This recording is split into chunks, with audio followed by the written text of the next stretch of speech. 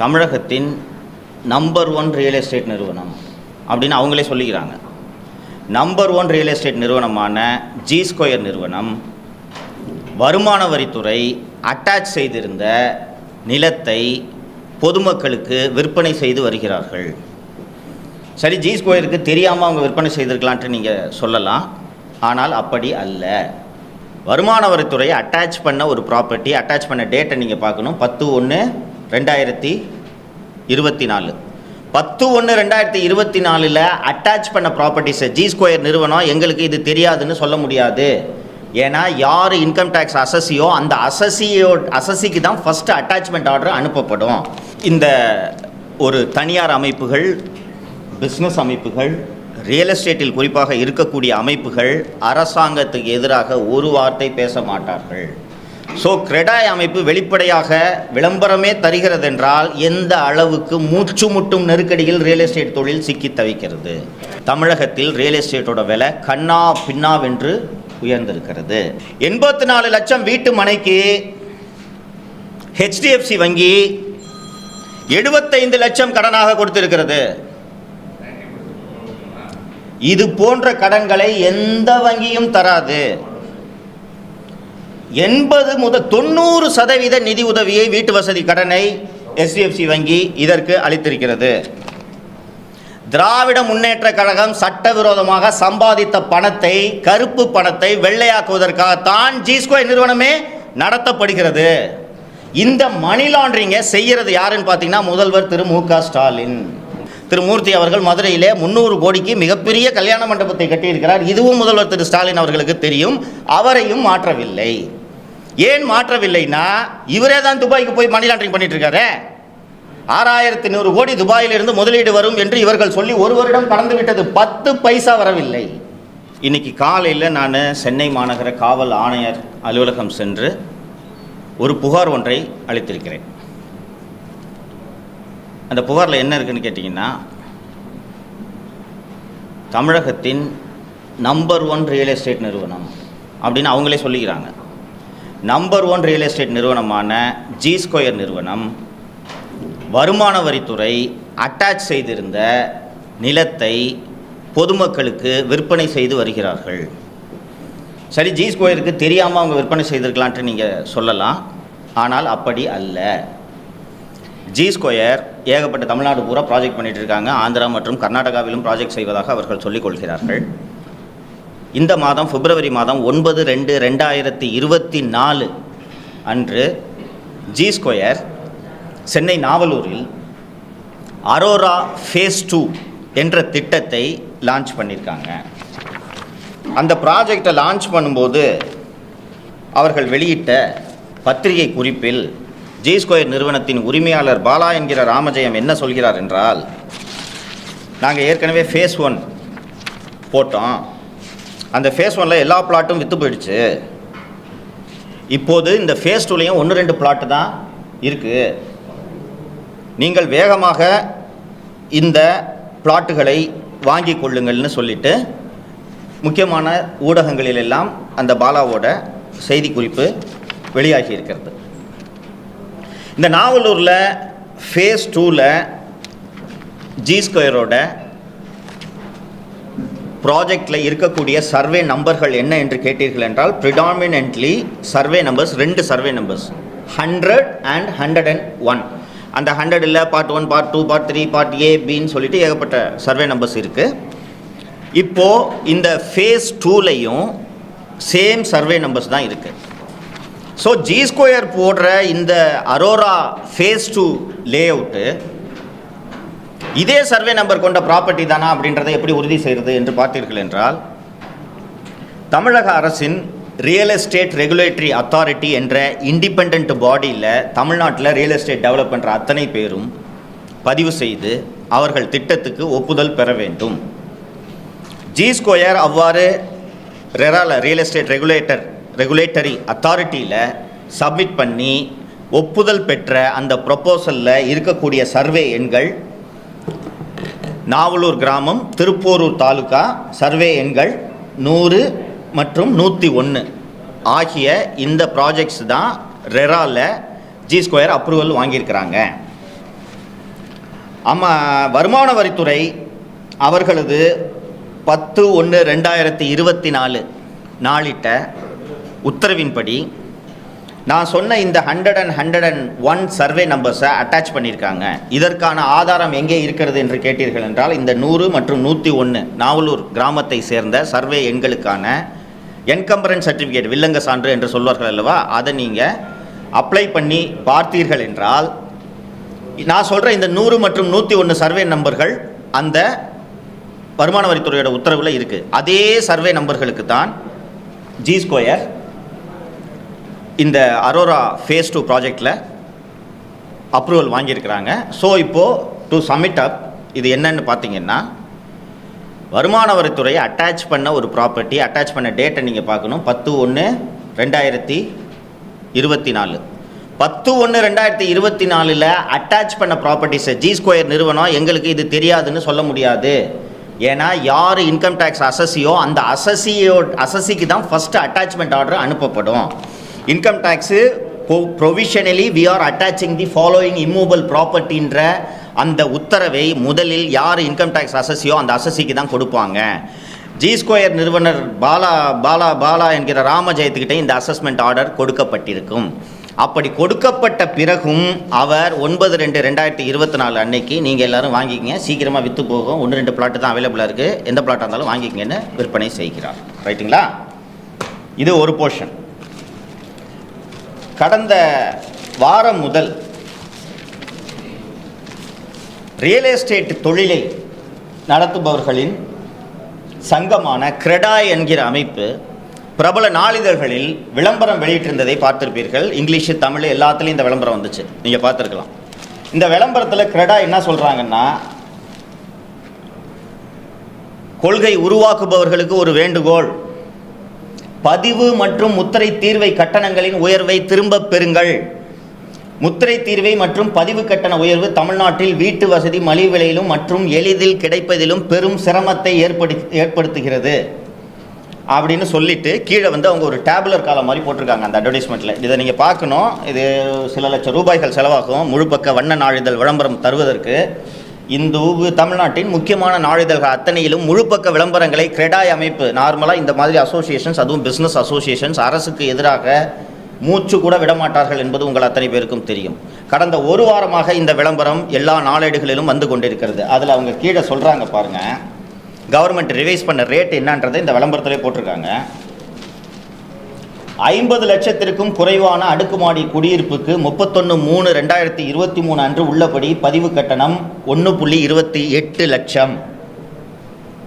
31/12/2023 கடந்த ஆண்டு டிசம்பர் அன்று 1.28 லட்சமாக இருந்த அந்த பதிவு கட்டணம் 2.91 லட்சமாக உயர்ந்திருக்கிறது. ஏறக்குறைய 1 லட்சம் கூட்டப்பட்டிருக்கிறது.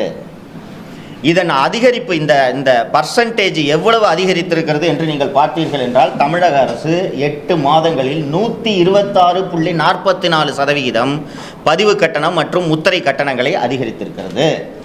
அதே போல் இப்போ நான் இப்போ சொன்னது, இந்த 1.28 லட்சம் சொன்னது 50 லட்சத்திற்கும் குறைவான அடுக்குமாடி குடியிருப்புகள். 50 லட்சத்துக்கு 50 லட்சம் முதல் 3 கோடி வரை உள்ள அடுக்குமாடி குடியிருப்புகளுக்கு ஏற்கனவே 31/3/2023 அன்று இருந்த பழைய பதிவு கட்டணம் 8.07 லட்சம். இந்த பதிவு கட்டணத்தை திமுக அரசு 8லிருந்து 18.17 லட்சமாக உயர்த்தி இருக்கிறது. நீங்கள் நல்லா கவனிக்கணும். 8 லட்சம் எங்கே இருக்குது? 18.17 லட்சமாக இது அதிகரித்திருக்கிறது.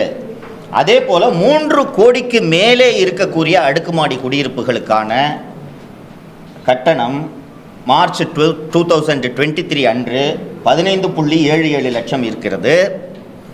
இந்த கட்டணமானது தமிழக அரசு, திமுக அரசு ரிவைஸ் பண்ணதுக்கு பிறகு கிட்டத்தட்ட 40 லட்சமாக அதிகரித்திருக்கிறது. நன்றாக கவனித்து பாருங்கள். 15.77 லட்சம் எங்கே இருக்குது? 39.24 லட்சம் எங்கே இருக்குது? இதோட அதிகரிப்பு சதவிகிதம் எவ்வளோன்னு பார்த்தீங்கன்னா 148% வரை இந்த பதிவு கட்டணம் மற்றும் முத்திரை கட்டணம் அதிகரித்து. இப்போ நான் மீண்டும் சொல்கிறேன்,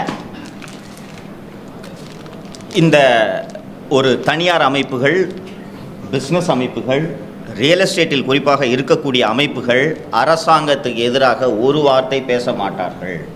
ஸோ கிரெடாய் அமைப்பு வெளிப்படையாக விளம்பரமே தருகிறது என்றால் எந்த அளவுக்கு மூச்சு முட்டும் நெருக்கடியில் ரியல் எஸ்டேட் தொழில் சிக்கி தவிக்கிறது.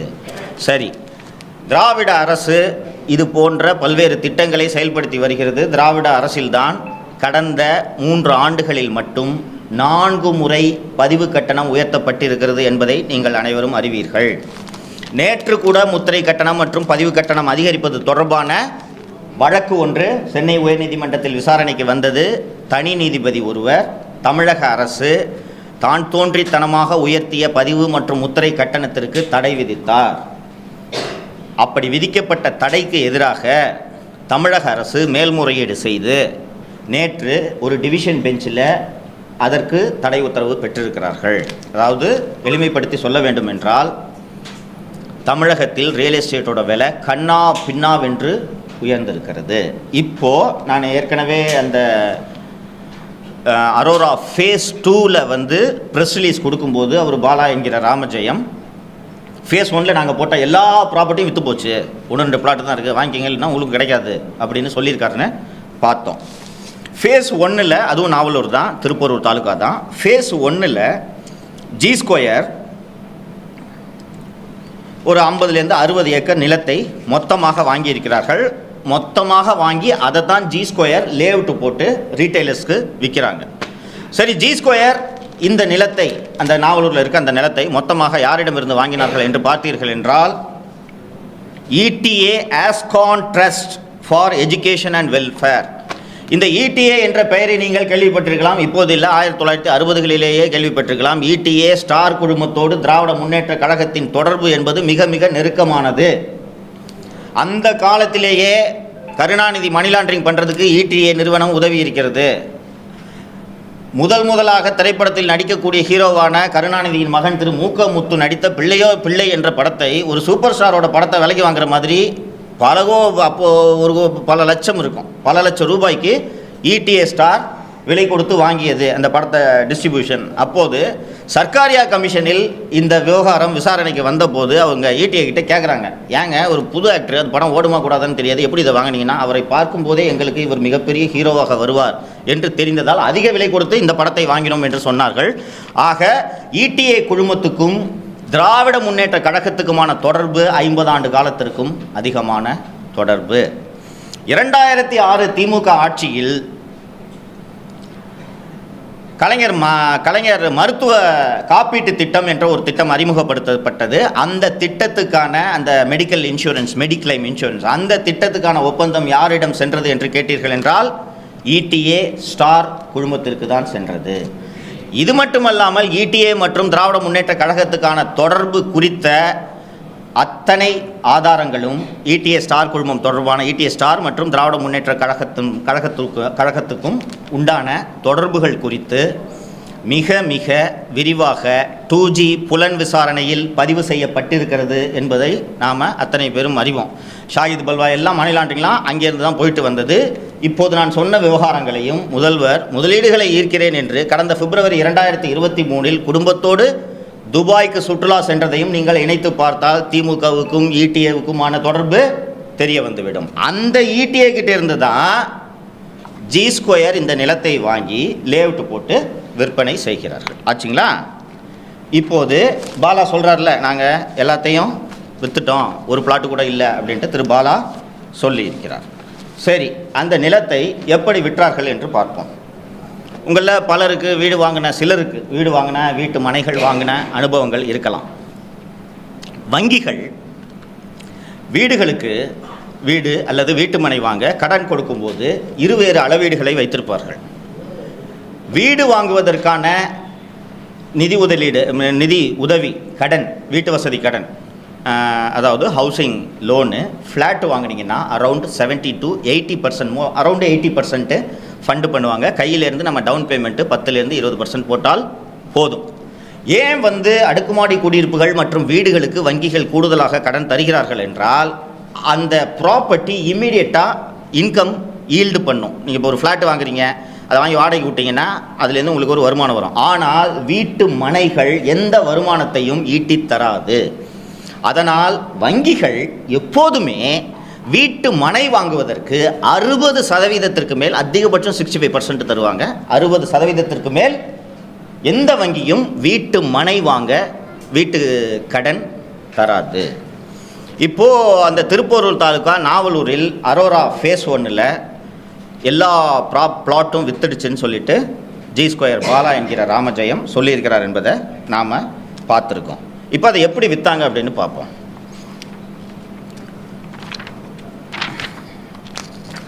கிருபாகரன் முருகேசன் என்பவர் ஜி ஸ்கொயரில் 1687 சதுரடி மனை வாங்கியிருக்கிறார். அந்த மனையோட மதிப்பு 84.39 லட்சம். இந்த 84 லட்சம் தான் அந்த மனையோட ஒட்டுமொத்த விலை. இப்போ இந்த 84 லட்சத்துக்கு ஒரு வங்கி எவ்வளவு கடனாக கொடுக்கும் என்று உத்தேசமாக சொல்லுங்கள். எவ்வளோ கொடுப்பாங்க? எவ்வளோ வரும் அது? ஆமாம். அப்போ 60%னா 84 லட்சத்தில் 60% எவ்வளோ வரும்? 84 லட்சம் வீட்டு மனைக்கு HDFC வங்கி 75 லட்சம் கடனாக கொடுத்திருக்கிறது. இது போன்ற கடன்களை எந்த வங்கியும் தராது. 80 முதல் 90% நிதி உதவியை வீட்டு வசதி கடனை HDFC வங்கி இதற்கு அளித்திருக்கிறது. இது ஒன்று மட்டுமல்ல, ஜி ஸ்கொயர் அரோரா ஃபேஸ் 1ல் விற்ற அத்தனை நிலங்களும் வங்கி கடன் மூலமாக வாங்கப்பட்டிருக்கிறது. அதே போல ஹேமா பிந்து என்பவர் 72 லட்சத்திற்கு ஜி ஸ்கொயரிடமிருந்து ஒரு மனையை வாங்குகிறார். இந்த மனையின் மொத்த விஸ்தீரணம் 1443 சதுர அடி. இந்த மனையின் வழிகாட்டி மற்றும் சந்தை மதிப்பு 72 லட்சம். இந்த 72 லட்சத்துக்கு HDFC வங்கி அளித்த கடன் தொகை 61 லட்சம். நான் இப்போ படிக்கிற இந்த டீட்டெயில்ஸ் எல்லாத்துலேயுமே பார்த்தீங்கன்னா 90% பேங்க்ஸு ஃபண்டு பண்ணியிருக்கோம். ஓகேங்களா? அதே போல் செல்வ முத்துக்குமரன் என்பவர் ஒரு வீட்டு மனையை வாங்குகிறார். அவர் வாங்கும் வீட்டு மனை அவரோட எக்ஸ்டென்ட் கொஞ்சம் குறைவு, 663 சதுர அடி தான் வாங்குறாரு. அந்த 663 சதுர அடியோட மொத்த விலை 33.18 லட்சம். இந்த 33.18 லட்சத்துக்கு ஆக்சிஸ் பேங்க் வழங்கிய கடன் தொகை 29.43 லட்சம். 29.43. இதே போல அசோக் குமார் என்பவர் ஜி ஸ்கொயரில் 1207 சதுரடி வீட்டு மனையை வாங்கியிருக்கிறார். இந்த வீட்டு மனை 1207 சதுரடினா வெறும் அரை கிரவுண்டு. இந்த அரை கிரவுண்டோட மதிப்பு, அவர் பதிவு செய்த மதிப்பு 51.72 லட்சம்.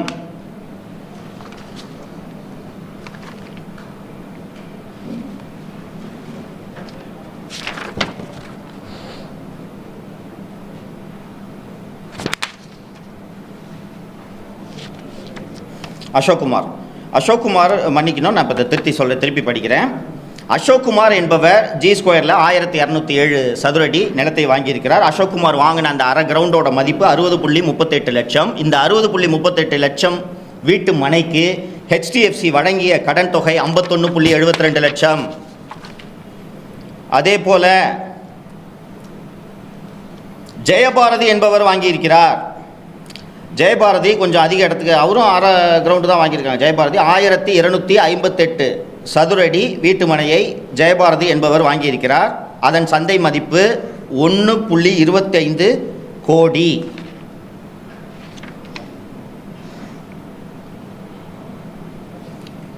$1.25 கோடி. இதற்கு 1.25 கோடி, இதுக்கு ஒன்றுக்கு தான் 50% லோனு சாங்ஷன் இருக்குது. இந்த 1.25 கோடிக்கு HDFC பேங்க்கு சாங்ஷன் பண்ண லோனு 60 லட்சம். அதே போல் கௌதம் சுப்பிரமணியம், கௌதம் மாதையன் என்கிற இருவர் ஜி ஸ்கொயரிடமிருந்து அரை கிரவுண்டு வாங்குகிறாங்க. அரை கிரவுண்டு அதோட விஸ்தீரணம் 1258 சதுரடி. இவர்கள் பதிவு செய்த மதிப்பு 74.24 லட்சம். இந்த 74.24 லட்சத்துக்கு இந்தியன் பேங்க் வழங்கிய கடன் தொகை 60 லட்சம். நான் இப்போ இது மாதிரி பெரிய பட்டியல், இந்த பட்டியலில் இருக்கக்கூடிய அத்தனையும் நான் படிக்க விரும்பவில்லை. நான் முடிச்ச பிறகு கொஸ்டின் கேள்வி. ப்ரைவேட்டு பப்ளிக் செக்டர் எல்லா பேங்க்ஸும் இருக்குது. இப்போது பாருங்கள் நண்பர்களே, இதில் இந்த ஜி ஸ்கொயரோட லே அவுட்டில் சர்வே நம்பர்ஸை உங்களுக்கு ஏற்கனவே நான் படித்தேன். அந்த 100 and 101 சர்வே நம்பர் மட்டும்தான் இதில் இருக்குன்றதை நான் உங்களுக்கு ஏற்கனவே சொன்னேன் இல்லைங்களா? சொல்கிறேங்க, முடிக்க விடுங்க.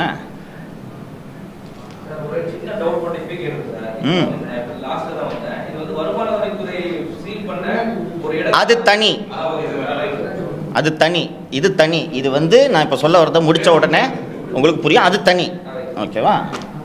இப்போ நீங்கள் பார்த்தீங்கன்னா இந்த சர்வே நம்பர்ஸை நான் சொன்னேன். 100 and 101 தான் வந்து இடி இன்கம் டேக்ஸ் அட்டாச் பண்ணியிருக்கு அப்படின்றத விவரத்தை நான் சொன்னேன். அதே போல் ஃபேஸ் 1ல் எல்லா பிளாட்ஸும் விற்று போயிடுச்சுன்னு சொன்னேன். அந்த ஃபேஸ் 1ல் விற்ற பிளாட்ஸுக்கெலாம் 90% எப்படி பேங்க் ஃபண்டிங் பண்ணியிருக்கு அப்படின்றதையும் நான் சொன்னேன். இப்போது எப்படி வங்கிகள் 90 முதல் 92% வரை ஒரு வீட்டு மனைக்கான கடனை தருகிறார்கள் என்பதுதான் இதில் நாம் யோசிக்க வேண்டிய கேள்வி. இப்போது நீங்கள் சோழிங்கநல்லூர்லாம் விலை அதிகமாகிடுச்சு. தாம்பரம் தாண்டி எங்கேயாவது கிளம்பாக்கன்னு எடுத்துக்கலாம். கிளம்பாக்கத்துக்கு பக்கத்தில் நீங்கள் ஒரு 2400 சதுர அடி மனையை வாங்குகிறீர்கள் என்றால் அந்த மனையோட விலை 10 லட்சம் இருக்குன்னா வங்கி அதிகபட்சம் உங்களுக்கு 6 லட்சம் ரூபாய் கடன் கொடுக்கும். ஏன் கொடுப்பாங்கன்னா கைட்லைன் வேல்யூ இவ்வளோ தான் இருக்குன்ட்டு கொடுப்பாங்க. ஆனால் வங்கி 10 லட்சம் பிளாட்டுக்கு 9 லட்சம் வங்கி கடன் கொடுக்க வேண்டும் என்றால் அந்த நிலத்தின் கைட்லைன் வேல்யூ உயர வேண்டுமா இல்லையா? ஆன் பேப்பர் பத்திரப்பதிவுத்துறையின் கைட்லைன் வேல்யூ எவ்வளோ இருக்கோ அதில் எவ்வளவு நாங்கள் லோன் தரணுன்றதை வங்கிகள் முடிவு செய்யலாம். ஸோ அந்த கைட்லைன் வேல்யூவை எப்படி ஏற்றுறது? இப்போ நான் தொடக்கத்திலே சொன்னேன், இந்த கைட்லைன் வேல்யூவை மீண்டும் மீண்டும் தமிழ்நாடு அரசு உயர்த்தி இருக்கிறது, 4 முறை உயர்த்தி இருக்கிறது. இதைத்தான் கிரெடாய் அவங்க அட்வர்டைஸ்மெண்ட்டில் சொன்னாங்க. எங்களால் எதுவுமே பிஸ்னஸ் பண்ண முடியாது, வாங்க முடியாது அப்படின்னு சொல்கிறாங்க இல்லைங்களா? உங்களுக்கு நீங்கள் பார்த்துருப்பீங்க, இந்த காம்போசிட் வேல்யூன்ற ஒரு புதிய மதிப்பீட்டு முறையை தமிழக பத்திரப்பதிவுத்துறை அறிமுகப்படுத்திய பிறகு ஏகப்பட்ட வழக்குகள் இந்த கிரெடாய் அட்வர்டைஸ்மெண்ட் கொடுத்துருக்காங்க. இந்த சிக்கல் ஏற்பட்டிருக்கு. இப்போது ஏன் இதை தமிழக அரசு மீண்டும் மீண்டும் இந்த கைட்லைன் வேல்யூவை உயர்த்திக்கிட்டு இருக்காங்கன்னு பார்த்தீங்கன்னா, கருப்பு பணத்தை வெள்ளையாக்கும் சட்டவிரோத பணப்பரிமாற்றத்திற்காக தமிழக அரசு மீண்டும் மீண்டும் கைட்லைன் வேல்யூவை உயர்த்தியிருக்கு. இப்போ ஃபார் எக்ஸாம்பிள் நான் வந்து 10 கிரவுண்டு லே அவுட்டு போடுறேன். என்கிட்ட ஒரு ப்ராப்பர்ட்டி இருக்குது, 10 லே அவுட்டு போடுறேன். என்ன பண்ணுவேன்? லே அவுட்டு போட்டேன்னா மார்க்கெட்டில் எல்லோரும் வாங்கிக்கிங்க சார், விலை கம்மியாக கிடக்குது, வாங்கினீங்கன்னா வாட்ச் தரேன், டிவி தரேன், இப்படி தான் எல்லோரும் பண்ணுவாங்க. அதற்கு பதிலாக நான் ஒரு லே அவுட்டு போட்டு 10 கிரவுண்டு இருக்குது, ஒரு கிரவுண்டு 10 லட்சம்னு வச்சுக்கலாம், மொத்தமாக 1 கோடி. நான் என்ன பண்ணுறேன்? மருதுகிட்ட கூப்பிட்டு ஒரு கிரவுண்டு நீ வாங்கிக்க, அருள்மொழிகிட்ட கூப்பிட்டு நீ ஒரு கிரவுண்டு வாங்கிக்கன்னு சொல்லிடுறேன். ஸோ மருதுவும் அருள்மொழியும் என்ன பண்ணுவாங்கன்னா நேராக பேங்க்குக்கு போய் இந்த மாதிரி ஒரு கிரவுண்டு 10 லட்சம் விற்கிது, எனக்கு லோன் கொடுங்கன்னு கேட்டோன்னா பேங்க்கில் 9 லட்சம் கட்டிடுவாங்க. 9 லட்சம் யாருக்கு போகும்? ஜி ஸ்கொயருக்கு போகும். ஸோ ஜி ஸ்கொயருக்கு 9 லட்சம் ஒயிட்டில் வந்துடுது. இப்போ இதோட இஎம்ஐ யார் கட்டணும்? யார் லோன் வாங்கினாங்களோ அவங்க கட்டணும். அந்த லோனை ஜி ஸ்கொயர் கட்டிக்கும். புரியல? நான் இப்போ சொல்கிறேன், இப்போ நான் லே அவுட்டு போடுறேன், நான் தான் ஜி ஸ்கொயரு, நான் லே அவுட்டு போடுறேன், ஓகேவா? உங்களை கூப்பிட்டு நீ எதுவும் காசு கொடுக்கணும்னா போய் நீங்கள் பேங்க்கில் லோன் வாங்க, பேங்க்கில் துட்டு தருவாங்கன்னு நான் சொல்கிறேன். நீங்கள் போய் பேங்க்கில் போன உடனே ஒரு பிளாட்டுக்கு 9 லட்ச ரூபா லோன் தந்துடுறாங்க. லேண்டு உங்கள் பேரில் ரிஜிஸ்டர் பண்ணிடுவேன். இஎம்ஐ கட்டணும்ல, நீங்கள் இஎம்ஐ நான் கட்டிக்கிறேன்.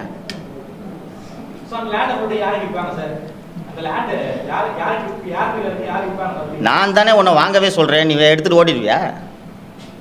நான் தானே இப்போ லேண்ட் வாங்க சொல்ல, நீ ஆளு.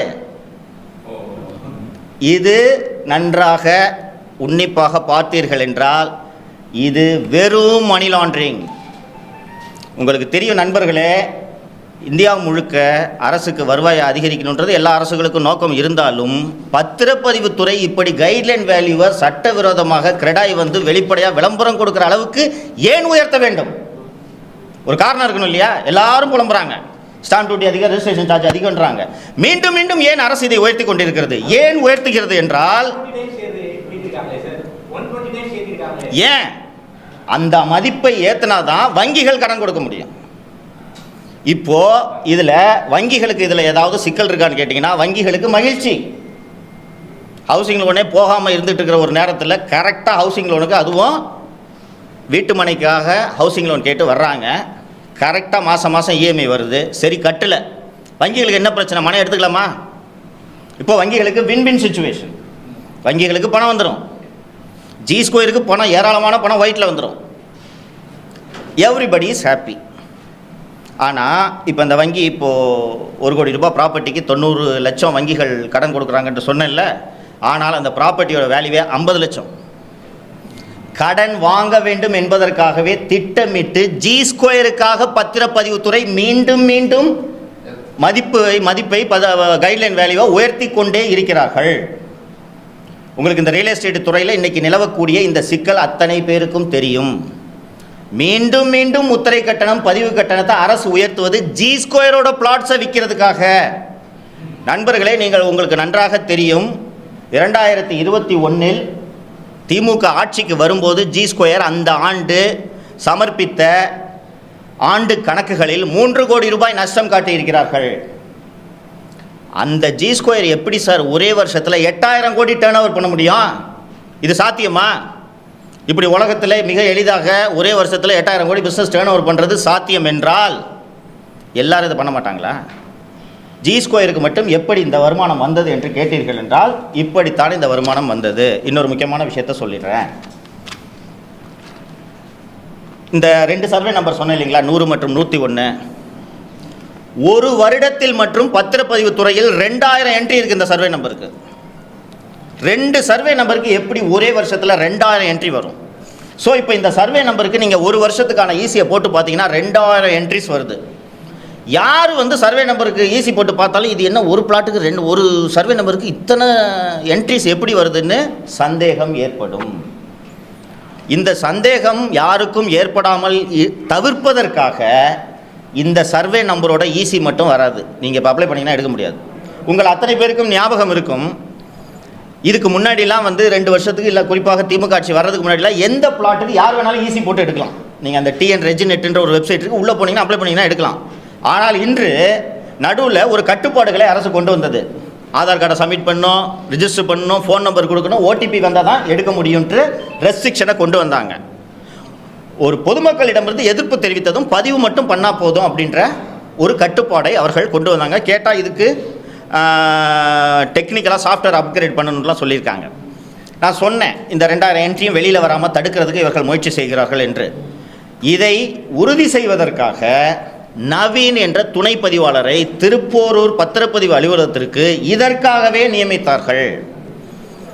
உங்களுக்கு நல்லா தெரியும், திமுக கவர்மெண்ட் வருது, வந்த உடனே எங்கிருந்து வந்தது என்றே தெரியாமல் திடீரென்று ஜி ஸ்கொயர் என்ற ஒரு நிறுவனம் நிற்கிறது. அந்த ஜி ஸ்கொயர் நிறுவனத்துக்கு பக்கத்திலேயே மகேந்திர சிங் தோனி சிரித்து கொண்டிருக்கிறார். அந்த நிறுவனத்தின் விளம்பர பதாகைகள் சென்னை நகரெங்கும், குறிப்பாக கிழக்கு கடற்கரை சாலை மற்றும் ஓல்டு மகாபலிபுரம் ரோடு முழுக்க அதன் விளம்பர பதாகைகள் இருந்தன. அண்ட் இந்த அரசு பதவியேற்ற பிறகு ஜி ஸ்கொயர் நிறுவனம் அளித்த புகாரில் விகடன் குழுமத்தை சேர்ந்த அத்தனை பேரும், குறிப்பாக ஜூனியருடனை சேர்ந்த அத்தனை பேரும், திரு மாரிதாஸ் அவர்கள் மற்றும் என் மீது அரசு வழக்கு தொடுத்தது உங்களுக்கு நினைவிருக்கும். முதல் நாள் இரவு புகார் அளிக்கப்படுகிறது. அன்று இரவே விடியற்காலையில் கெவின் என்பவர் வீடு கதவையெல்லாம் உடைக்கப்பட்டு கைது செய்யப்பட்டு அவர் அழைத்து செல்லப்பட்டார் என்பது உங்களுக்கு அத்தனை பேருக்கும் தெரியும். ஒரு ரியல் எஸ்டேட் நிறுவனம் கொடுக்குற புகாருக்கு சென்னை சிட்டி போலீஸு விடிய காத்தால 4 மணிக்கு ஒரு ஏசி அனுப்பிச்சு வீட்டிலேருந்து பூந்து உடச்சிட்டு எடுத்துகிட்டு வரணுன்றதுலாம் அவசியமே கிடையாதுன்றது உங்களுக்கு தெரியும். மேலும் விகடன் குழுமத்தை சேர்ந்த அத்தனை பேர் மீதும் நீங்கள் எப்படி எஃப்ஐஆர் போடுவீர்கள்?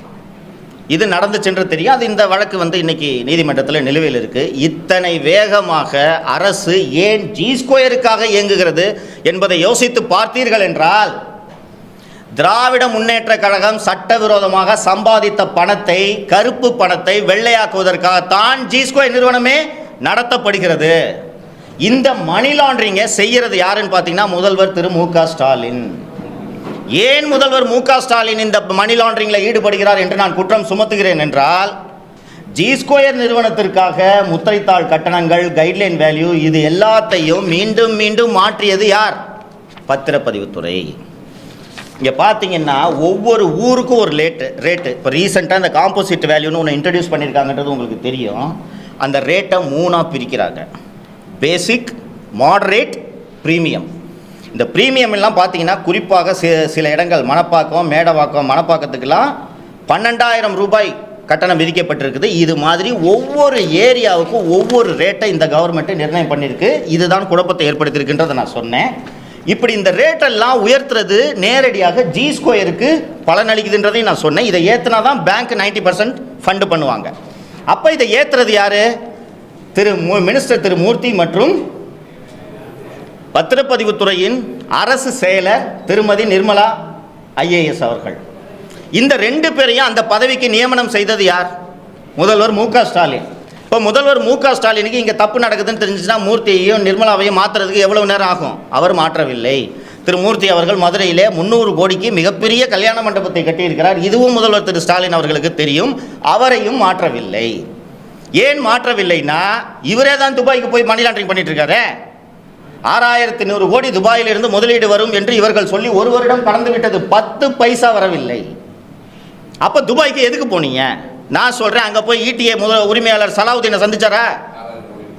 சையத் சலாவுதீனை, ஈட்டிஏ உரிமையாளர் சையத் சலாவுதீனை முதல்வர் திரு ஸ்டாலின் அவர்கள் துபாய் சென்று சந்தித்தார். துபாய் போய் எதற்காக அவரை சந்திக்க வேண்டும்னா இந்த ஈட்டிஏ கிட்ட ஜி ஸ்கொயர் லேண்ட் வாங்குது அண்டு துபாய்க்கு போகிறீங்க, துபாயிலேருந்து முதலீடு வரும்னு சொல்கிறீங்க.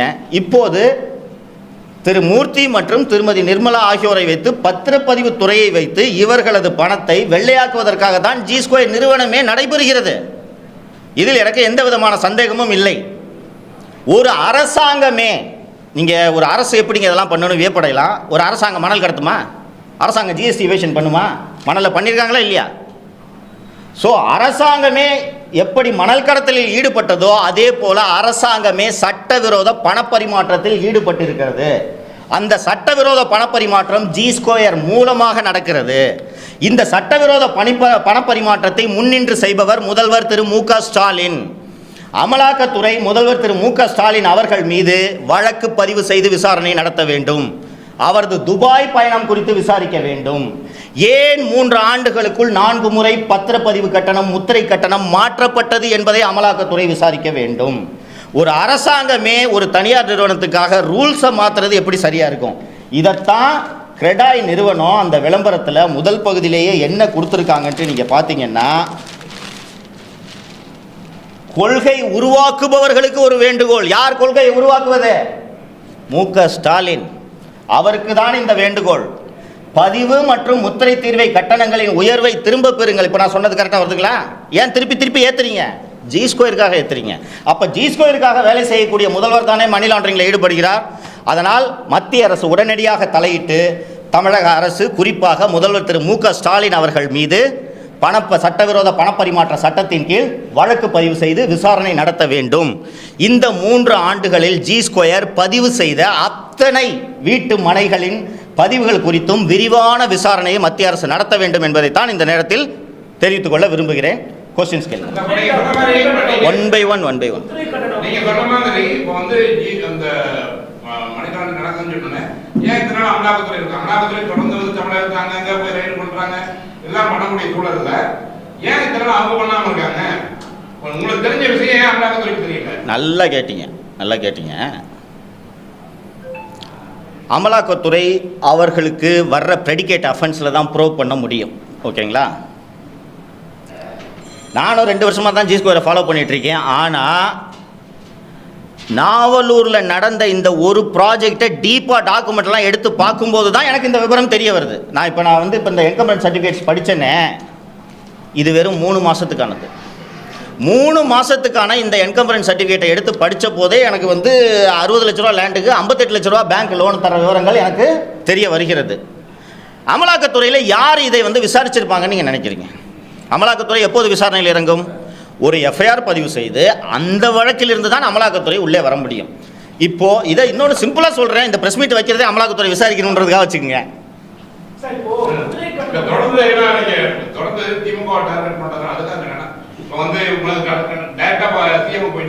இல்லைங்க, அது என்னன்னா, இப்போ நான் போய் ஜெகன்மோகன் ரெட்டியை டார்கெட் பண்ண முடியுமா?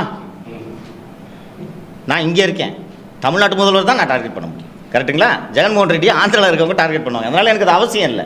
இன்றைக்கி ஆளுங்கட்சின்னு ஆதாரங்களோட இவ்வளோ ஊழல் நடந்திருக்குன்னு சொல்கிறேன். இதுக்கு எடப்பாடி பழனிசாமி டார்கெட் பண்ண முடியுமா? முடியாதுல்ல. சொல்லுங்க. நான் ஒன்லி ஃபார் கரெக்டாக கேட்டீங்க. ஜி ஸ்கொயருக்காக பண்ணதுனால தானே மற்றவங்களாம் இன்றைக்கி அவஸ்தைப்பட்டு விளம்பரம் கொடுக்குறாங்க.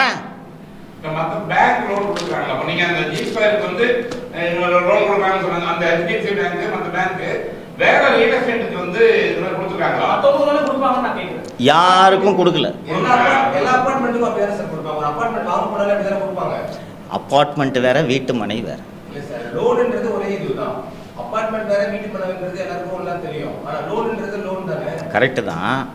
ஒரு அபார்ட்மெண்ட்டுக்கு 90% வரைக்கும் ஃபண்ட் பண்ணலாம். வீட்டு மனைக்கு ஃபண்ட் பண்ண மாட்டாங்க. அது எப்படி சார்? எப்படி எல்லாம் கொடுத்துட்டாங்க. நான் ஒரு வீடு வாங்க போனாலே எனக்கே வந்து என்னோட salary வச்சு 80% 90% லோன் தராங்களே. வீட்டு மனை வாங்கியிருக்கீங்களா? வாங்கியிருக்கோம். எங்கே வாங்கியிருக்கீங்க? கொளத்தூர்ல. கொளத்தூர்ல. வீட்டு மனையா வீடா? வீட்டு மனை. மனை. பிளாட் எவ்வளோக்கு? எங்கே வாங்கினீங்க? எந்த பேங்க்கில்? கொளத்தூரில் எந்த பேங்க்கு? பேங்க். ஒய்ஃப் பேரில் வாங்கியிருக்கீங்க. எவ்வளோ ஃபண்டு பண்ணாங்க? ப்ராஜெக்ட் வேல்யூவில் எவ்வளோ லோன் கொடுத்தாங்க? எல்லாமே உங்ககிட்ட சொல்ல முடியுமா சார்? அப்போ எது கேள்வி கேட்குறீங்க? சரி நான் சொல்கிறேன். நான் கேள்வி சொல்கிறேன். எங்களுக்கு பிளாட் 65 லட்சம் ரூபாய் சொன்னாங்க. எனக்கு 80% பண்ணி கொடுத்தாங்க பிளாட்டுக்கு. இது 90% இருக்குன்னு நான் சொல்கிறேங்க.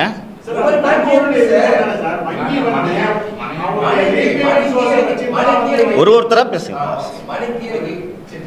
ஒரு ரீபேமெண்ட் சோர்ஸ் வச்சுதான் வங்கி வந்து பணம் தருவாங்க. இவ்வளவுதான் கொடுக்கணுங்கிறது வந்து ஒரு விதியா இருந்தாலும் எனக்கு 1 கோடி ரூபாய் மாத வருமானம் வருதுன்னு சொன்னா அவங்க 100% கொடுக்கறதுக்கு கூட வந்து வங்கி தான் வந்து முடிவு பண்ணுது. வங்கி முடிவு பண்ணும். எப்படி தப்புன்னு நீங்க சொல்றீங்க? ஏன் தப்புன்னு சொல்றேன்னா, இந்த வங்கிகள் இது போல கடன் கொடுப்பதே ஜி ஸ்கொயரோட ஏற்படுத்தி இருக்கக்கூடிய செட்டிங்னு நான் குற்றம் சாட்டுறேன். கொஞ்சம் இருங்க, நான் முடிச்சிடறேன். அவர் கேட்டால் பதில் சொல்ல. ஏன் அவசரப்படுங்க? எந்த மீடியா நீங்க? எந்த யார்? இருங்க, நான் பதில் சொல்றேங்க. ஏன் எந்த மீடியான்னு கேட்கக்கூடாதா? இருங்க, எந்த மீடியான்னு தெரிஞ்சுக்கிட்டு பதில் சொல்றதுல என்ன தப்பு? கேட்பேன். நான் கேட்பேன். மீடியா தான். அவர் மீடியாவான்றதை ஃபர்ஸ்ட் நான் உறுதி செஞ்சுக்கணுங்க. கேட்கலாங்க. இருங்க. இல்லை இருக்கட்டும் சார் அவர் மீடியாவான்னு ஏங்க இருங்க, மீடியாவான்னு தெரிஞ்சுக்கணுங்க. நான் ஆமாம் இல்லை நான் தெரிஞ்சுக்கணும். அதை இருங்க பிரதர், நான் தெரிஞ்சுக்கணும் அவர் எந்த மீடியான்னு. இருங்க, எந்த மீடியான்னு தெரிஞ்சுக்கிறதுல என்ன தப்பு சொல்லுங்க. இப்போ நான் என்ன கேட்டேன்? உனக்கு பதில் சொல்ல முடியாதுன்னு சொன்னேன்னா? இல்லை சார் இப்போ நீங்கள் எந்த மீடியான்னு கேட்கறதுல என்ன தப்பு? சார் அவர்கிட்ட அவர் கேள்வி கேட்குறாரு. குளத்தூரில் எவ்வளோங்க ஃபண்டிங் பண்ண கேட்டால் அந்த டீட்டெயில் சொல்ல முடியாதுன்னு அரைகுறையாக தான் கேள்வி கேட்பேன்னா அப்போதான் சரி இருங்க, கேள்விக்கு போங்க. மீடியா எந்த மீடியான்னு கேட்டு பதில் சொல்கிறதுல தப்பு இல்லை. உனக்கு பதில் சொல்ல முடியாதுன்னு சொன்னேன்னா அப்புறம் என்ன? இருங்க நீங்கள் கேள்வி இருங்க. கேட்டதுனால தாங்க கேட்குறேன். அவர் பத்திரிகையாளர். ஏங்க அவர் பத்திரிகையாளர்னு சந்தேகம் வரதுனால தாங்க கேட்குறேன். புரிஞ்சுங்க. கேளுங்க. இருக்கட்டும், கேளுங்க. என்ன சொல்லணும்? ஆமாம். எது எந்த கொஸ்டின் கேட்குறீங்க நீங்கள்? ஆமாங்க, இதை நான் குற்றம் சுமத்துகிறேன். இதுதான் ப்ரூஃப்னு நான் சொல்கிறேன். இந்த வங்கிகள் இதை அமலாக்கத்துறை விசாரிக்க வேண்டும் என்று நான் சொல்லுகிறேன். இது மாதிரி ஆமாம். ஏங்க நான் ஒரு குற்றம் சுமத்துறேன், இதை ஏஜென்சி விசாரிக்கணும்னு சொல்கிறேன். வேற என்ன சொல்லணும்னு எதிர்பார்க்குறீங்க? இது நான் குற்றம் சுமத்துறேன். நான் குற்றம் சுமத்துகிறேன். சந்தேகப்படுகிறேன். ஒரே வருடத்தில் 2000 என்ட்ரி ஒரு 2 சர்வே நம்பருக்கு எப்படி வந்தது? ஒரு வீட்டு மனைக்கு 90% லோனை காஸ்ட்டை எப்படி வங்கிகள் அட்வான்ஸாக கொடுத்தன? இதில் ஏன் வங்கிகளுக்கு எந்த விதமான சிக்கலும் வராது என்றால், இது எப்படி மணி லாண்டரிங்னு கேட்டிங்கல்ல நீங்கள் பிரதர், உங்கள்கிட்ட தான் சொல்கிறேன். நான் இப்போ இந்த சொன்னேன் அருள்மொழிக்கிட்ட என் ஆளை 10 பேரை விட்டு இங்கே பேங்க்கில் போய் லோன் வாங்கிக்கிட்டு பணத்தை வந்து என்கிட்ட ஒயிட்டில் ஜி ஸ்கொயருக்கு வந்துடும். 15 வருஷம் இஎம்ஐ கட்டணும் இல்லையா? அந்த 15 வருஷம் இஎம்ஐயை நான் கேஷில் கட்டிக்குவேன். புரியுதுங்களா? இப்போ நீங்கள் தான் இருக்கீங்க, நீங்கள் ஆளுன்னு வச்சுக்கோங்க. நான் வந்து உங்கள்கிட்ட பாஸ் இந்த பிளாட்டை வாங்கிக்கிங்க, போய் ஹவுசிங் லோன் போங்க, 10 லட்ச ரூபா பிளாட்டு 9 லட்ச ரூபா உங்களுக்கு லோன் கொடுப்பாங்கன்னு சொல்லி உங்களுக்கு ஒன்றும் கஷ்டம் இல்லையா? போய் அப்ளை பண்ணுறீங்க, 9 லட்ச ரூபா லோன் கொடுத்துரும், 9 லட்சம் செக்கை என்கிட்ட கொடுத்துருவீங்க. நீங்கள் அந்த கட்ட வேண்டிய மீதி 1 லட்சத்தையும் நான் கட்டிடுவேன். உங்களுக்கு இதுக்கப்புறம் மாதம் மாதம் இஎம்ஐ கட்டணும்ல நீங்கள் 10 வருஷத்துக்கு. இதை நான் கேஷில் கட்டிக்கிட்டா கேஷ்லயா? கேஷ் எப்படி சார்? மாதம் 40,000 கட்ட முடியாதா கேஷில்? பேங்க்ல தான் சார் எல்லாமே இருப்பாங்க, ஆட்டோமேட்டிக்கா டெபிட். இஎம்ஐ பேங்க்கில் ஒரு இன்ஸ்டால்மெண்ட்டு மாதம் மாதம் கட்ட முடியுமா முடியாதா? 40,000 45,000 முடியுமா முடியாதா? முடியாது. முடியும். எல்லா மாசமும் முடியாது சார். பேங்க் அப்படி முடியாம தான் இன்னைக்கு ஜி ஸ்கொயர் நம்ம கேஷா கட்டினா நம்ம சொன்ன டேட்டை விட 5ஆம் தேதி இஎம்ஐனா நம்ம வந்து அதுக்கு முன்னாடி நம்ம கட்டினாலோ பின்னாடி கட்டினாலோ அவனோட டேட் படி நமக்கு இது போடுவான், ஃபைன் போடுவான். நானே லோன் எடுத்துருக்கேன், பெனால்டி வரும்ல. நம்ம செக்அப் எதுக்கு கொடுத்துருக்கோம், செக் கொடுத்துருந்தா ஆட்டோமேட்டிக்கா டெபிட் ஏங்க இஎம்ஐ லோனோட இஎம்ஐக்கு போஸ்ட் டேட்டட் செக்ஸ்லாம் வாங்குறது இல்லைங்க. எப்படி பண்ணுறாங்க? சரி, நீங்கள் பிளாட் வாங்கியிருக்கேன், நீங்கள் எப்படி திருப்பி கட்டுறீங்க? எங்களோட ஆட்டோமேட்டிக்கா டெபிட் ஆயிடும். எல்லாரும் ஆட்டோமேட்டிக்காக டெபிட் பண்ணணும் கட்டாயம் ஒன்றும் கிடையாது. இஎம்ஐயை இருங்க பாஸ், இஎம்ஐயை ஆட்டோமேட்டிக்காக வங்கி மூலமாக தான் கட்டணுன்ட்டு ஏதாவது விதி இருக்கிறதா? இருக்குது. இல்லைன்ட்டேன் நான். இல்ல சார், அது உங்களுக்கு தெரியல பாஸ், விட்டுருங்க. இல்ல சார், அப்ப உங்களுக்கும் தெரியலன்னு சொல்லலாம். பரவாயில்ல, நீங்கள் அதை நீங்கள் நினச்சிட்டு போங்க. இசிஎஸ்ல நீங்க செக் இல்ல சார், பண்ணீங்க ஒரு விஷயம், இசிஎஸ்ல நீங்க வந்து கிராஸ் பண்ணி என்னுடைய வந்து தவணை தொகையை நான் வங்கியிலிருந்து எடுத்துக்கலாம் அப்படின்னு நீங்க வந்து செக்கை வந்து கிராஸ் பண்ணி போஸ்ட் அதுக்கு சில rules இருக்கு. அந்த சிஸ்டம் வரும். எனக்கு தேவையில்லை, நான் நேரடியாவே கட்டிக்கிறேன் அப்படின்னு சொன்னா நீங்க கட்டிக்கலாம். சட்டம் ஒண்ணு கேக்குது. அதான் சார், அதுக்கு ஒரு ரூல்ஸ் சொல்றாங்க. என்ன ரூல்ஸ்? என்ன ரூல்ஸ் இருக்கு? அதுக்கு டாக்குமெண்ட் நம்ம ஃபைன் பண்ண ஃபில் பண்ண. இங்க பாருங்க பாஸ், நீங்க ஒரு நகை கடன் வாங்குறீங்க, வட்டி கட்டணுமா? வட்டி கட்டணுமா? சார் சரி. அசோக் ஹேமா அந்த மாதிரி சொல்றீங்களா சார்? அந்த நேம் எல்லாமே வந்து ஜி ஸ்பேஸ் செட் பண்ண ஆட்களா? அப்படின்னு தான் நான் குற்றம் சாட்டுறேன். அப்படின்னு தானே குற்றம் சாட்டுறேன். ஆமா, இது மாதிரி தமிழ்நாடு முழுக்க ஆட்களை செட் பண்ணி வங்கியில் கடன் வாங்கி இவங்க மணி லாண்டரிங் பண்ணுறாங்க. இதுக்கு காரணம் மு க ஸ்டாலின் தான் நான் சொல்கிறேன். இப்போ இந்த ஹேமான் 2-3 பேர் சொன்னேன்ல, இது மாதிரி ஜி ஸ்கொயர்ட்ட பிளாட் வாங்கின பெரும்பாலானோர் ஜி ஸ்கொயர் செட் பண்ண ஆட்கள் நான் சொல்கிறேன். பேக்ரவுண்ட் செக் பண்ணிருக்கீங்க? நான் செக் பண்ணிட்டு தான் சொல்கிறேன். நான் இதை செக் பண்ணிட்டு தான் சொல்கிறேன். இது பாரு, இடம் வாங்கின 90% பேர் இந்த ஜி ஸ்கொயர் நிறுவனமே செட் பண்ண ஆட்கள் சொல்றீங்க. எஸ் எஸ் இது ஒரே ஒரு விஷயம் சார்.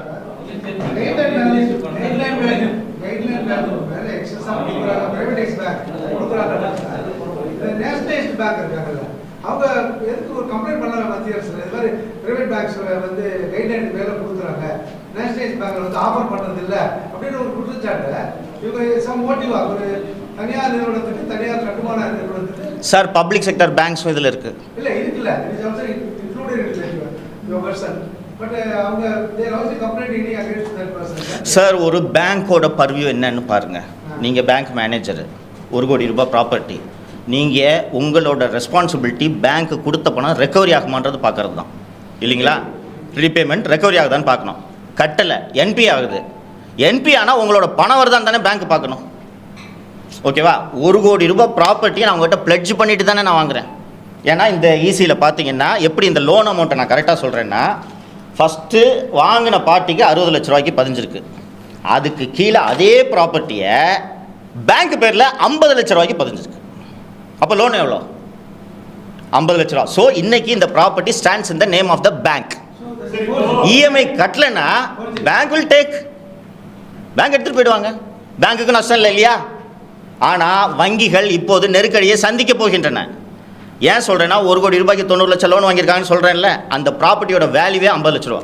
சரி, இப்போ வீட்டு மனை உரிமையாளர்களுக்கும் வங்கிக்கும் உள்ள ஒரு பிரச்சனை. நாளைக்கு அவன் வந்து அவனுடைய கடன் தொகையை கட்டல அப்படின்னு சொன்னா அந்த அவருடைய பணத்துக்கு ஈடாக வந்து அவனுடைய ப்ராப்பர்ட்டி வந்து சீஸ் பண்ணிடுவாங்க. அதனால தான் சார் கொடுக்குறாங்க. சொல்லுங்க. அதனால என்ன அதனால என்ன பிரச்சனை வரப்போகுது?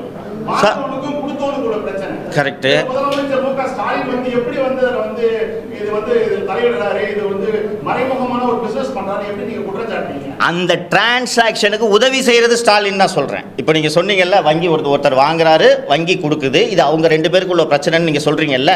ஸ்டாலின் உதவி செய்யலைன்னா வங்கி கடனே கொடுக்க முடியாதுன்னு நான் சொல்றேன். சொல்றீங்களா சந்தேகப்படுறீங்களா? வங்கியுடைய ஓனர் சொல்றேன். அப்போ எல்லா ஒட்டுமொத்த வங்கியுடைய ஓனரும் திரு மு க ஸ்டாலின் முதலமைச்சர் அப்படிங்கறத பயங்கரமா குற்றச்சாட்டீங்க. இல்ல புரியல. ஒட்டுமொத்த வங்கிகளோட ஓனரு மு க ஸ்டாலின் சொல்லி தான் வந்து வங்கியே வந்து அவங்க கடன் கொடுக்குறாங்கன்னு சொல்லி. இல்ல, நான் அப்படி சொல்லவே இல்லையே. மு க ஸ்டாலின் சொல்லி தான் கைட்லைன் வேல்யூ உயர்த்தப்படுதுன்னு சொல்றேன். கைட்லைன் வேல்யூ உயர்த்தப்படுறதுனால தான் வங்கி கடன் கொடுக்க முடியுது. இல்லைன்னா 1 கோடி ரூபாய் ப்ராப்பர்ட்டிக்கு 40 லட்சம் தரேன்னு பேங்க் சொல்லும். சார், இப்போ ஜி ஸ்கொயர் நிறுவனம் தவிர வேற ஒரு ப்ராப்பர்ட்டி வாங்குறதுக்கு நான் போறேன்னு வச்சுக்கல, அதுக்கு என்ன 90% கடன் கொடுக்க இல்லை இல்லை. இல்லை. சரி, இப்போ கடந்த 2 ஆண்டுகளா இது பெரிய இஷ்யூ பூதாகரமா போயிட்டு வந்துருக்கா இந்த விஷயம். ஆல்ரெடி அவர் mention in this same thing. 2 வருஷமா இது வந்து ஒரு பூதாகரமான ஒரு பிரகாப்தி டவுன் மாதிரி போயிட்டு இருக்கு. Everybody they knows what is happening, what is going on தெரியும். இந்த சூழல்ல இந்த 2 ஆண்டு நடக்கிற இந்த பரிமாற்றங்கள் மத்திய அரசு வந்து என்ன நடவடிக்கை எடுத்து? மத்திய அரசு எந்த நடவடிக்கையும் எடுக்கல. ஃபர்ஸ்ட் மத்திய அரசுக்கு இந்த விஷயம் தெரியாது. ஒன்றும் இல்லை சார், சிம்பிளாக யாரோ கேட்டாங்க எப்படி இது அமலாக்கத்துறைக்கு தெரியாதான்ட்டு யாரோ கேட்டாங்க. யாராவது உட்கார்ந்து இதை டீகோட் பண்ணுங்க. சரி, இப்போ மணி லாண்டரிங்ல இடி உள்ள வர முடியும். மணி லாண்டரிங்ல ப்ரெடிகேட் அஃபென்ஸ் இல்லைனாலும் இடி உள்ள வர முடியும். துபாய்க்கு போய் இன்வெஸ்ட் பண்ணீங்கல்ல, அதில் வந்தாலே தாராளமாக வரலாம். ஃபெரா ஃபெமா அண்ணாமலை நிறைய பேசுறவரு, அண்ணாமலை நிறைய இது பண்றது ஏன் இந்த அவருக்கு தெரியாதா? இது உடனே டக்குன்னு நீங்க சொன்ன மாதிரி உடனே ரைடு போடுறது வந்து ஏன் அவர் கவனிச்சுட்டு தான் போயிட்டாரு அண்ணாமலை? இது நீங்க அண்ணாமலை கிட்ட தான் கேட்கணும். எனக்கு நீங்க வேற கவனிப்பாங்க. 10,000 பேர் கஸ்டமர் சொல்றாங்க. 10,000 பேருமே அவங்க வச்சு ஆளா இருப்பாங்களா? நான் பெரும் பகுதி 10,000 பேர்ல குறைஞ்சது 9,000 பேர் ஜி ஸ்கொயர் ஆளுன்னு சொல்றேன். தப்பா வந்து வெளியே வந்து பேசுறீங்க. நான் பேசுறேன், இனிமேல் பேசுவாங்க. எப்படி பப்ளிக் வந்து பேசுவாங்க? இது வரைக்கும் பேசவே இல்லையே. இப்ப இனிமேல் பேசுவாங்க. நான் சொல்றேன், இருங்க பப்ளிக் இருங்க. பப்ளிக் பேசுனா எனக்கு என்ன, பேசலன்னா எனக்கு என்ன? எனக்கு எது சரின்னு படுதோ நான் பேசுறேன். பப்ளிக் பேசட்டும், பேசாம போட்டோம். இப்போ காசா கிராண்ட் இருக்கு. ஒரு வீடு சார், கட்டலாம். இதெல்லாம் வந்து பாதிக்கப்பட்டு இது ஒரு நிமிஷம். 480 பாதிக்கப்பட்டவங்க மட்டும் தான் பேசணுமா? சார் ஒரு நிமிஷம் சார். இதெல்லாம் நீங்க பாதிக்கப்பட்டிருக்கீங்க. ஏங்க பாதிக்கப்பட்டவங்க மட்டும்தான் பேசணுமா? இந்த மாதிரி நான் புலனாய்வு செஞ்சதில் எனக்கு இந்த விவரங்கள் தெரிஞ்சிருக்குன்னு எடுத்து பொது வெளியில் வைக்கிறேன். பாதிக்கப்பட்டவங்க தான் வெளியில் சொல்லணுமா? நான் ஜி-ஸ்கொயரில் 1 கோடி ரூபா கொடுத்து பிளாட் வாங்க நிலைமையில் நான் இருக்கேன். இல்ல சார், அப்படி இல்ல சார். காசா கிராண்ட் 482 வீடு கட்டா சார் நாகூர்ல. அது அந்த இடமே வந்து தப்பான இடம், கவர்மெண்ட் இடம்னு சொன்னாங்க. எல்லாருமே ரோட்டுக்கு வந்து பிரச்சனை பண்ணாங்க. அதை பத்தி ஒண்ணு கூட பேசவே இல்லை. இது மட்டும் நான் அந்த விஷயம் என்னன்றதை விசாரிக்கல பிரதர். காசா கிராண்டை நான் விசாரிச்சு கம்ப்ளீட் டீட்டெயில்ஸ் எடுக்காமல் நான் எந்த விஷயத்தையும் தொடர்றது கிடையாது. காசு எல்லாமே அப்டேட்டா இருக்கீங்க. அது மட்டும் பேசவே அது பண்ணல. நாளைக்கு இப்ப நீங்க பேசுறது பப்ளிக் வந்து ஏமாறாங்கிறது தான். அங்க பப்ளிக் ஏமாந்துட்டால ஆல்ரெடி. ஆமா. ஒரு வார்த்தை பேசவே இல்லையே. ஏங்க அது என்ன விவரன்றதை விசாரிச்சுட்டு அதுக்கப்புறம் பேசுறேங்க. ஏன் எல்லா விஷயத்தையும் நான் ஒருத்தன் தான் பேசணுமா? இப்போ ஜேர்னலிஸ்ட்னு சொன்னீங்க, நீங்க போய் காசா கிராண்டா ஸ்டோரி பண்ணுங்க. அது மட்டும் ஏன் சார்? இல்லைங்க, ஏன் நீங்க ஜேர்னலிஸ்ட் தானே? மக்களுக்கு ஒருத்தர் உதவி பண்ணணும்னு வந்துட்டா எல்லாத்தையும் பத்தி பேசணும் சார். எனக்கு எது பிடிக்க இஷ்டமோ அதான் பேசுவேன். புரியுதா? அப்போ உங்களுக்கு ஜி-ஸ்கொயர் தனிப்பட்ட விஷயம். தனிப்பட்ட விஷயம் இருக்குன்னு நினைச்சுக்குங்க. ஏங்க அப்ப நீங்க சொல்றது எல்லாமே அசியமா தான் சார் இருக்கு. அது நீங்க அசியூம் பண்ணிக்கங்க பாஸ். சந்தேகம்ன்றீங்க. இது எனக்கு இஷ்டம், ஜி-ஸ்கொயர் மேல பேசுறது இஷ்டம்ன்றீங்க. அப்ப பப்ளிக்காக ஏன் பேசுறீங்க? உங்களுக்காக பேசலாம். சரி, எனக்கா பேசுறேன்னு வச்சுங்க. நான் பேசுறது டாக்குமெண்ட் எவிடன்ஸ் இருக்கு. Simple sir. அப்படி சொல்லிட்டு சரி. நாங்க எல்லாத்துக்கும் நிக்க தேவையில்லை. நீங்க சொல்றது கிளம்புங்க. இல்ல சார், நீங்க பேசுங்க. ஆ. ஃபுல்லா பேசுங்க. உண்மையை பப்ளிக் பாஸ் கேள்வி கேட்டீங்கல்ல, மற்றவங்க கேட்பாங்க. நிறுத்துங்க. கேள்வி இருந்தா கேளுங்க. இதை ஏன் பேசல, அதை ஏன் பேசலன்றது கேள்வி இல்லை. நான் ஒரு குற்றச்சாட்டை எடுத்து வைத்திருக்கிறேன். இதுல என்ன சந்தேகமோ அதை கேளுங்க. காசா கிராண்டா ஏன் பேசல, இதை பேசலன்னா நீங்க போய் காசா கிராண்டாக்கு ஸ்டோரி பண்ணுங்க. சார் நீங்க சொல்லுங்க.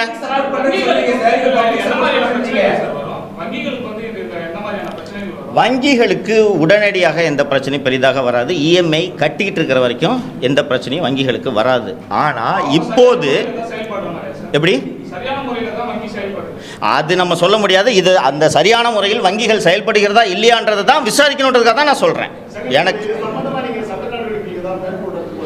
நான் இப்போது ஜி-ஸ்கொயர் வந்து இன்கம் டேக்ஸ் அட்டாச் பண்ண ப்ராப்பர்ட்டியை ஜி-ஸ்கொயர் லேஅவுட் போட்டு விற்கிறாங்கன்றதுக்கு நான் ஆணையர் அலுவலகத்தில் புகார் கொடுத்துருக்கேன். ஜி-ஸ்கொயர் முதல் நாள் நைட்டு கொடுத்த கம்ப்ளைண்ட்டில் காலையில் எஃப்ஐஆர் போட்டாங்கல்ல, அது மாதிரி இதுக்கு நடவடிக்கை எடுக்கிறாங்களான்ட்டு பார்ப்போம். இதை நான் பொது வெளியில் வச்சுட்டேன். நான் எல்லாத்துக்கும் நான் போய் புகார் கொடுத்துட்டு இருக்க முடியாது. பொது வெளியில் இந்த ஆதாரங்களை வச்சுட்டேன். ஏஜென்சிஸ் என்கிட்ட டீட்டெயில்ஸ் கேட்டாங்கன்னா இதை ஃபர்னிஷ் பண்ணுறதுக்கு நான் ரெடியாக இருக்கேன். சார், நீங்க ஜி-ஸ்கொயர் பத்தி எது பேசுறதா இருந்தாலும் அவங்கள்ட்ட கருத்து கேட்டு தான் நீங்க பேசணும் அப்படின்னு சொன்னாங்க. இதை பத்தி நீங்க ஜி-ஸ்கொயர் கேட்டப்போ அவங்க என்ன சொன்னாங்க? நேற்று நான் ஜி-ஸ்கொயர்ட்ட இதை பற்றி நான் கேட்கல. நேற்று ஜி-ஸ்கொயர் கிட்ட நீங்கள் இந்த மாதிரி இன்கம் டேக்ஸ் அட்டாச் பண்ண ஒரு ப்ராப்பர்ட்டியை நீங்கள் விற்கிறீங்க, இது சம்மந்தமாக கருத்து சொல்லுங்கள், உங்களோட கருத்து என்னன்ட்டு நேற்று கேட்டேன். இது வரைக்கும் எனக்கு பதில் வரல. ஆனா அது எப்படி சார் விற்க முடியும்? இடி அட்டாச் பண்ணது வந்து நம்ம யாருமே பப்ளிக் வாங்க முடியாது. ஜி-ஸ்கொயர்ட்ட கேளுங்க சார். பண்ண முடியாது. ஜி-ஸ்கொயர்ட்ட கேளுங்க. சொல்றவங்க தான் எனக்கு தெரியல. ஜி-ஸ்கொயர்ட்ட கேளுங்க. சரி, பரவாயில்ல. ஒரு நம்பத்தகுந்த தகவலாக இல்லையா அப்படின்னு கேட்கிறாங்க. சவுக்கு சங்கர் வந்து எதை எடுத்து பேசினாலும் அது ஒரு ஈட்டு கையூட்டு பெறுவதற்காகவே இந்த மாதிரியான பிரச்சனை எல்லாம் கலப்புறாரு. இந்த மாதிரி இப்ப யாருக்குமே அக்கறை இல்லாமல் இருக்கும் பொழுது சவுக்கு சங்கருக்கு மட்டும் இந்த அக்கறை ஏன் அவர் வந்து முன்னே நிற்கிறாரு? இவர் கையூட்டு பெறணுங்கிறதுக்காகவே தான் இதெல்லாம் பண்றாரு அப்படிங்கிறது மிகப்பெரிய மிகப்பெரிய ஒரு குற்றச்சாட்டு பரவலா பெருகிட்டு இருக்குது. நாங்களும் கேட்டிருக்கோம். உங்களுடைய கருத்து என்ன? தாரா இருக்கலாம்.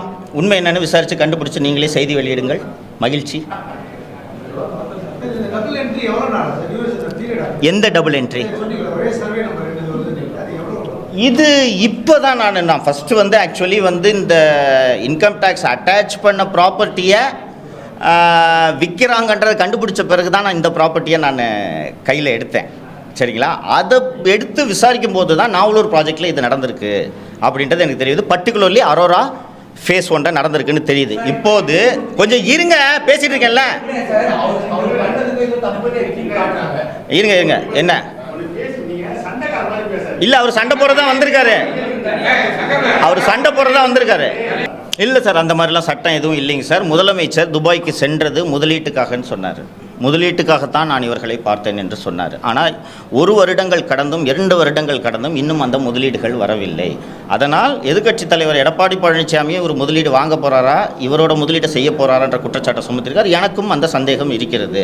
நீங்கள் துபாய்க்கு போயிட்டு 2 வருஷம் ஆன பிறகும் கூட ஒரு முதலீடு கூட நீங்கள் ப்ராமிஸ் பண்ண முதலீடு வரலன்றேன். அப்போ எதுக்கு போனீங்கன்ற கேள்வி எழுகிறது. இந்த சந்தேகத்தின் அடிப்படையில் தான் நான் சொல்கிறேன். இப்போ திரைப்படத்துறையில வந்துட்டு ETA குரூப் வந்துட்டு நிறைய ஃபைனான்ஸ் பண்ணியிருக்காங்க. கலைஞர் குடும்பத்துக்கு பண்ணீங்க. கலைஞர் குடும்பத்துக்கு மட்டும் வந்து அவங்க எடுத்த படங்களுக்கு மட்டுமே அவங்க ஃபைனான்ஸ் கொடுக்கல. ஜெயலலிதா வாங்கியிருக்கிறாங்க, பாலாஜிங்கிற ஒரு ப்ரொடியூசர் வாங்கியிருக்கிறாரு, சிவாஜி கணேசன் வாங்கியிருக்கிறாரு, ஒட்டுமொத்த சினிமா துறையுமே ஃபைனான்ஸ் வாங்கியிருக்காங்க. அதுக்கு அவங்க விநியோக உரிமையை வாங்கிக்குவாங்க. அவ்வளோதான். அது எதுக்கு வந்து இதில் சம்மந்தப்பட்டு சர்க்காரியா கமிஷனில் இந்த விஷயம் குற்றச்சாட்டாக பதிவு செய்து விசாரிக்கப்பட்டிருப்பதால் அதை சொல்கிறேன் நான். நீங்கள் சொல்கிற மற்ற விஷயங்கள் அந்த விசாரணையில் வரல. அது சர்க்காரியா கமிஷன் ரிப்போர்ட்டில் இன்னும் அவைலபிள் இட். அதனால தான் நான் அதை ரெஃபர் பண்ணுறேன். அவ்வளோ ஓல்டு இவங்க தொடர்பு, ETA மற்றும் இவர்களது தொடர்பு அவ்வளவு பழையது அப்படின்றது. அதுக்காக தான் sir. You can have a copy. அந்த ஐடி அட்டாச் பண்ண ஒரு 10-12 சர்வே நம்பரை உங்க ஜி ஸ்கொயர் ப்ராஜெக்ட் போட்டு விற்கிறாங்க. பொதுமக்கள் ஏமாற போகிறார்கள். இன்கம் டேக்ஸ் அட்டாச் பண்ண லேண்டை இவங்க விற்கிறத நீங்கள் தடுக்கணும். பொதுமக்கள் ஏமாறக்கூடாதுன்றதுக்காக கமிஷன் கம்ப்ளைண்ட்.